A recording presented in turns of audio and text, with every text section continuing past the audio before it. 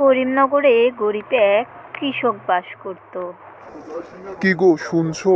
শহর থেকে ভাই ফোন দিয়েছিল, তাড়াতাড়ি রেডি হয়ে নাও, আমরা এখনই যাব। হ্যাঁ গো, শুনছো? ওরা এত বড়লোক বাড়িতে থাকে, আমরা মানিয়ে নিতে পারবো তো? আরে তুমি কোনো চিন্তা করো না, আমি আছি তো। তুমি যাও, তুলিমাকে বলো রেডি হতে। এই তুলিমা, যা রেডি হয়ে নে, আমরা আজ তোর চাচুর বাসায় যাব শহরে। আচ্ছা ঠিক আছে মা, আমি এক্ষুনি রেডি হয়ে নিচ্ছি। এই শুনছো, গ্রাম থেকে ভাই আর ভাবি আসবে ঘুরতে, ওদের যেন কোনো অসম্মান না হয়। হঠাৎ এই অসময়ে তাদের আসার কি দরকার ছিল? এমনিতেই তোমার মেয়ে তো ওদের পছন্দ করে না। ও সে দেখা যাবে খন, তুমি এখন যাও রান্না করো। ভালোই লাগে না, যত অশান্তি আমার ঘাড়ে। এই মা দেখ, এখানে তোর ছোট চাচু থাকে, এটাই তোর ছোট চাচুর বাসা। এটা আমার ছোট চাচুর বাসা। কি মজা কি মজা, এত সুন্দর বাড়িতে আমরা থাকবো। এই মনে হয় ভাইয়ারা এসে গেছে। কেমন আছো বোন, ভালো আছো তো? হ্যাঁ, আমি ভালো আছি, আপনারা বসেন, আমি খাবার দিচ্ছি টেবিলে। আর হ্যাঁ, কোনো কিছু লাগলে আমাকে বলবেন, অযথা ঘরে কোনো কিছু হাত দেবেন না। বাবা, এই ছোট লোকরা আমাদের বাসায় এসেছে কেন? ওদের বেরিয়ে যেতে বলো। তোমা, মুখ সামলে কথা বল, এরা তোর বড় আব্বা বড় আম্মা, কোনো ছোট লোক নয়। আমি কিচ্ছু শুনতে চাই না, তুমি যত তাড়াতাড়ি পারো এদেরকে বিদায় করো। আচ্ছা বোন, আমার তো ঘর ঝাড়ু দেওয়া শেষ, তোমার আর কোনো কাজ করা লাগলে বইলো, সাহায্য করব।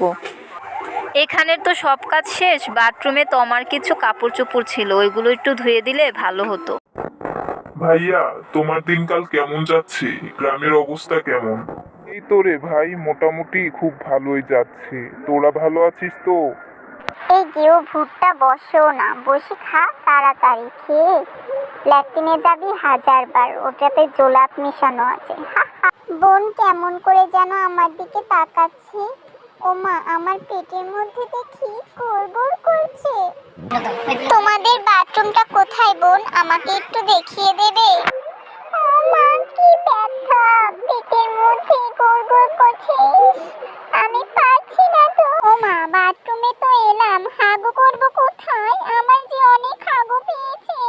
ও মা গো, এত কিছু ভেবে কি করব? কোথাও একটা করে নেই, আমি যে আর পারবো না।